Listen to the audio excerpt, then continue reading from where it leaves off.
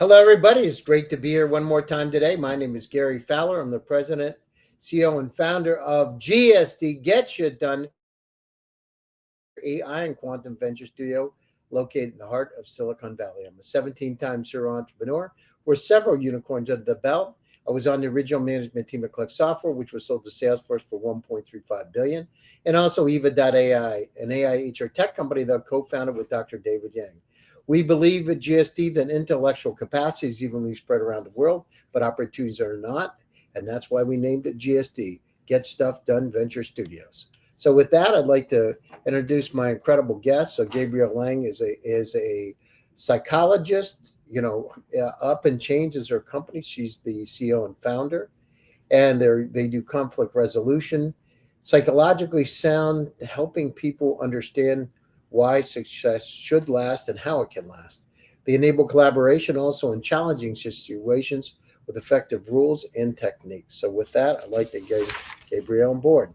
Hi, Gabriele. How are you doing today? Hello, I'm doing fine. Good evening from Vienna in Austria.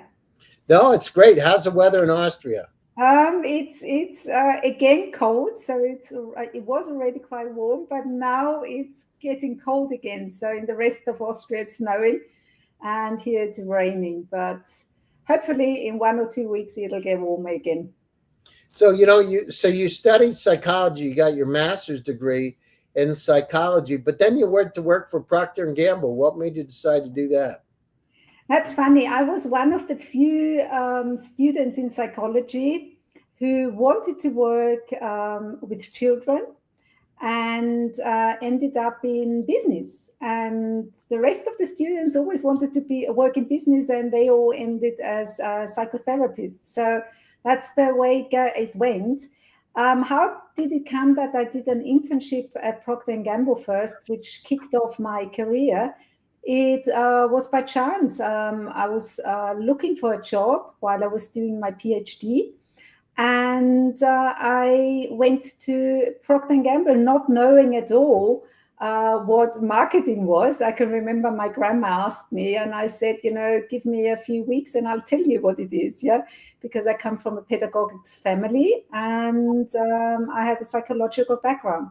So, and that's the first step into business, and I never went away again. So you went down through that. So you were at Procter and Gamble for about a year. Then you went for an executive MBA. What made you decide to do that? So after a couple of years in market research and then going to Coca-Cola, I was working in marketing, and I decided it would be nice to have a theoretical background of business. And that's why I did my executive MBA in the Business School of Vienna and the University of Minnesota, and so the Carson School of Management.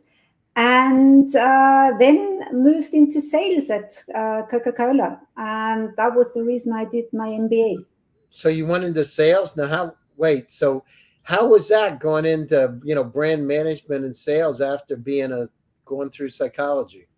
Yeah, I mean, market research was probably the most logical step because I was dealing with people and doing deep dives with consumers. One of my clients was Coca-Cola, so I went into strategic marketing at Coke, and doing a lot of market research there too.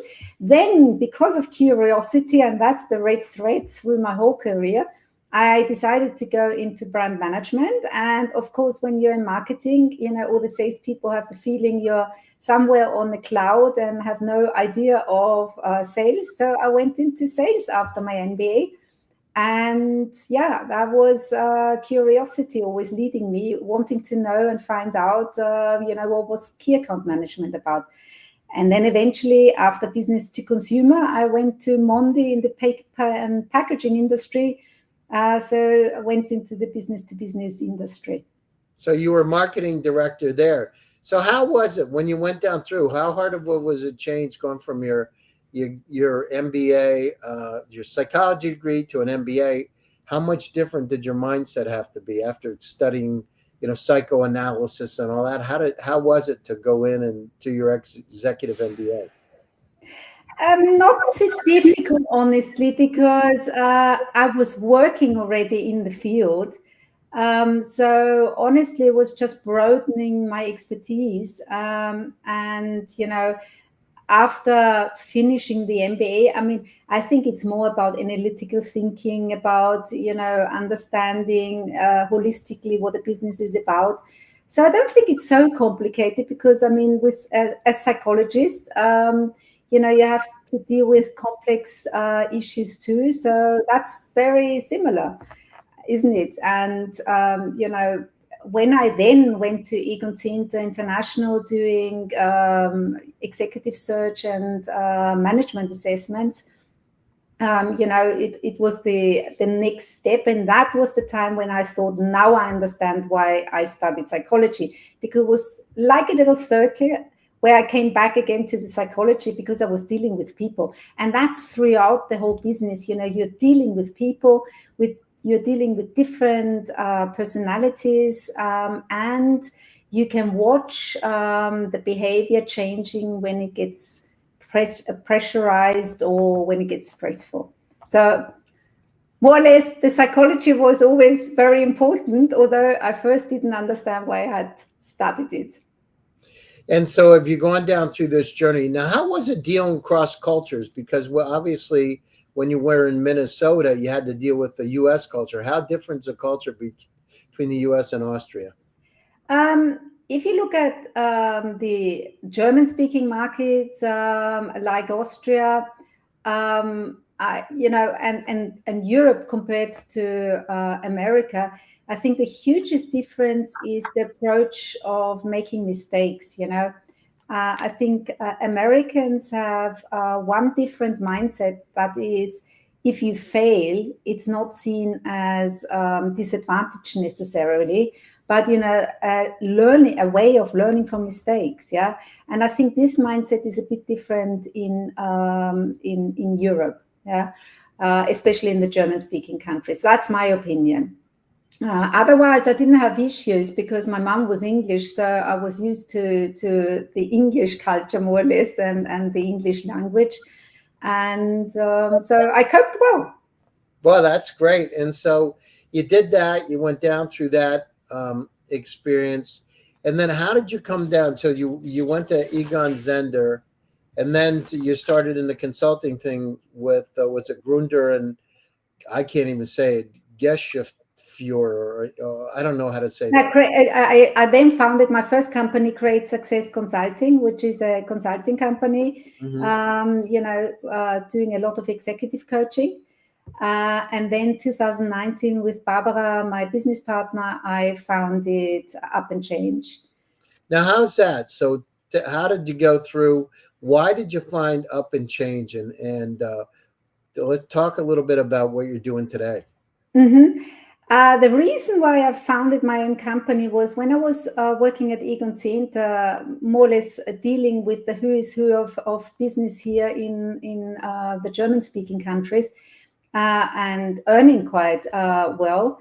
It was interesting that quite a lot of people gave me the feedback, the approach you have is different, but it's helping a lot. And that made me think. And eventually, because I was a psychologist, I had a career in business in different areas like marketing, market research, sales, but also, executive search and management assessments. I had the feeling, my knowledge about different company cultures, but also my knowledge about different human beings, is so interesting for me, because I was watching people who were job seekers, so were looking for a new job opportunity, how they were struggling in that time or period of time. And so I saw, how fears came up, or how, people were approaching such a situation.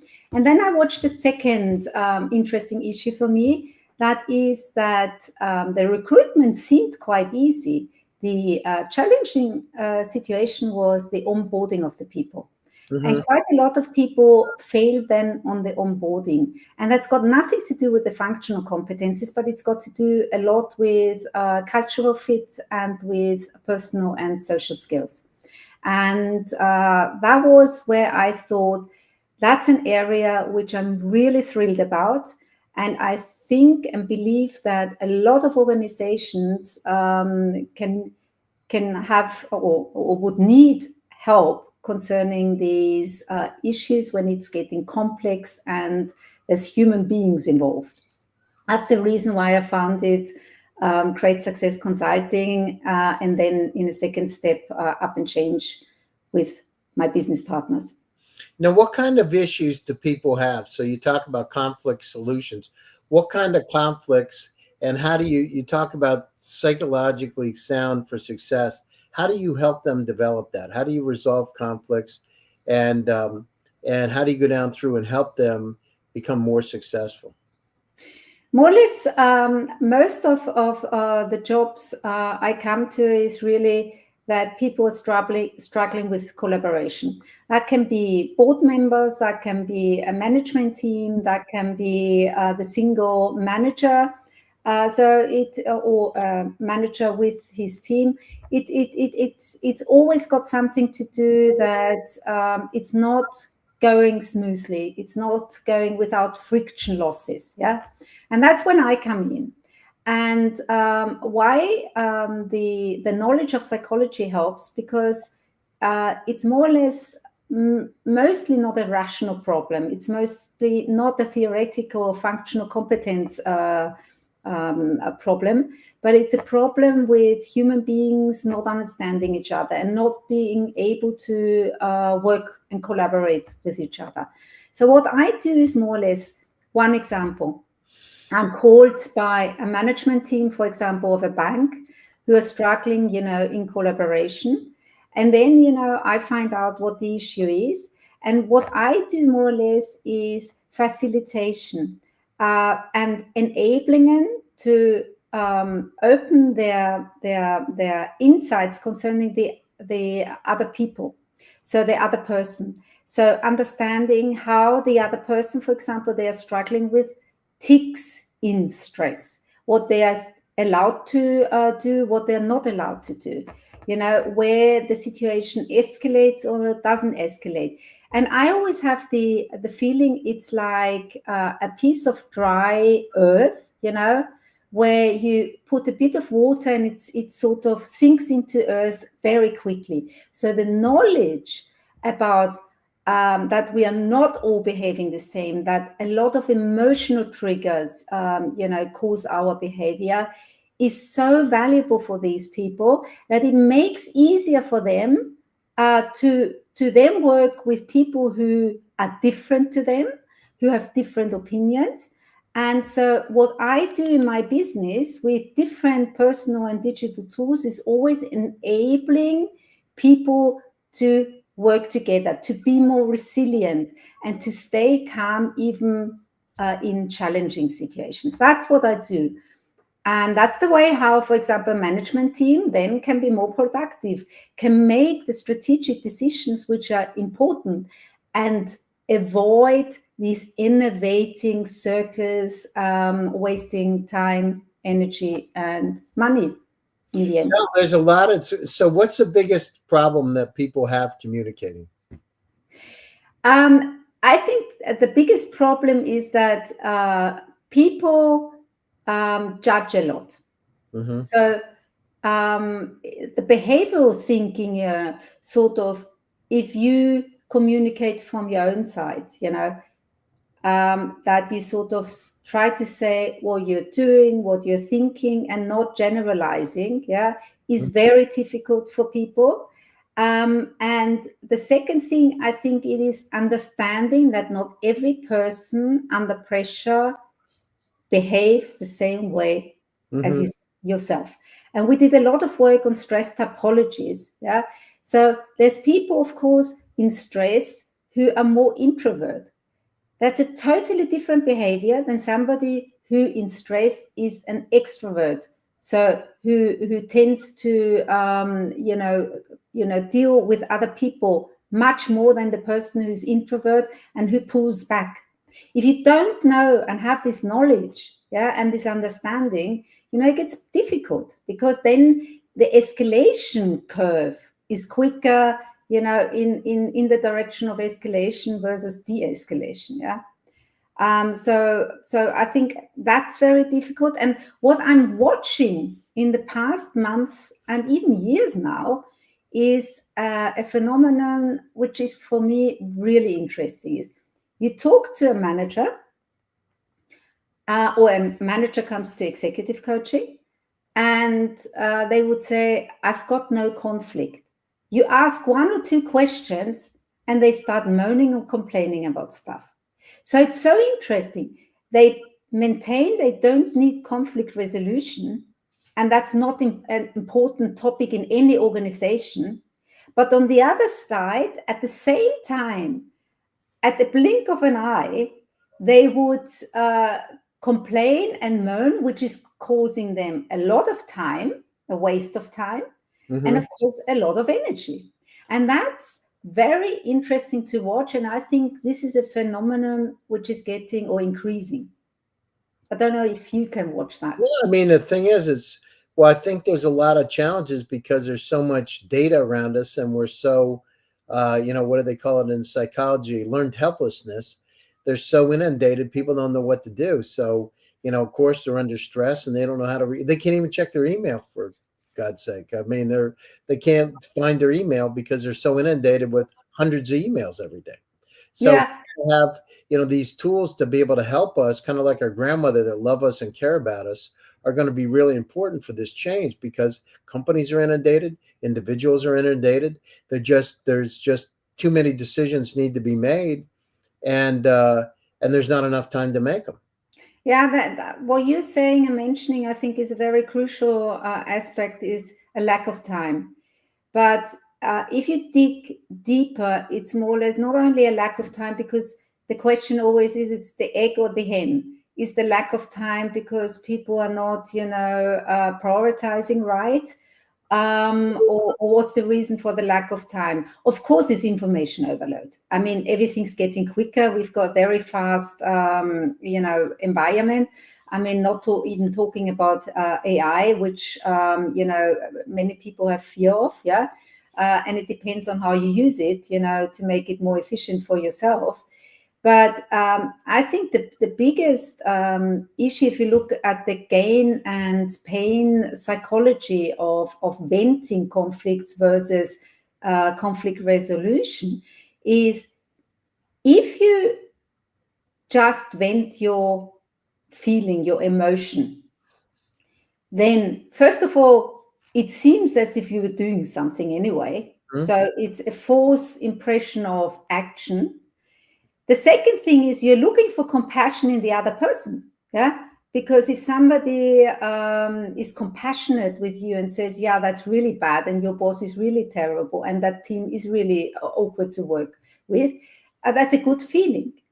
The issue only is, and it's easier, of course, it's easier and quicker.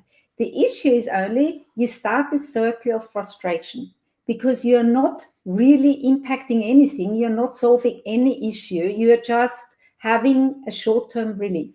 So if you look at conflict resolution on the other side, I mean, just imagine. First of all, it's an emotional effort. It takes time. So you're stressed anyway. And now you should be thinking about, okay, how do I tick in stress? And how does the other one tick in stress? And I can't just say it the way I want to, but I should be using factual language and behavioral language and behavioral feedback. That's it seems very complicated if you're not used to that. And it's a risk taking, because at the end of the day, you don't know, will you solve the problem or not? And it costs more time. And of course, you make yourself vulnerable. And people are fearful about that, because we're not living in a time where people can show vulnerability easily. And that's why I think many managers, many organizational teams go down the road of quick relief. So more or less just venting emotions. And also getting the support of the group, because, you know, being compassionate or something, and avoiding this fear of conflict and discomfort going down that way. But if you think about impact, if you think about innovation, if you think about progress and productivity, there's no way around conflict resolution midterm or long term. It's just a question, what culture has the organization got? What culture has the role model got? Have you got a role model? I mean, look at organizations, look at politics. There's different tons of examples, and there's always a gain and a pain of doing the stuff as you do it. I agree. Listen, we're coming up to the top of the show. Closing thoughts, Gabriele, and how do people get a hold of you? How do people? How do they reach you? How do they reach me? So Up and Change is a coaching business, and the best thing is go to upandchange.com, where we've got our offer, a personal support, but also the digital support. And we've really developed exclusive digital tools where within a very short time you come from a conflict, for example, to conflict resolution. Or, now we've just launched in the German-speaking countries our masterclass about conflict mastery, where it's all about this growth, about unleashing your potential and making use of all the possibilities in conflict. Because if you do that well, and if you have the right skill set and know the tricks for the power games and everything, then you can really be productive and progress. That sounds great. We appreciate taking your time out of your busy schedule. Thanks for joining us. Good seeing you again. Be sure to tune in to GSD Network, because we're having those on a regular basis. So we'd like to see you there. And to all of my audience out there, thank you for joining one more time. GSD Presents Silicon Valley AI and Tech. My name is Gary Fowler, and I'm your host. Stay happy, stay safe, and stay healthy. And I'll be back again soon with another exciting edition. Thank you very much, and take care of yourselves. Thank you. Kind regards from Vienna. Bye. Bye.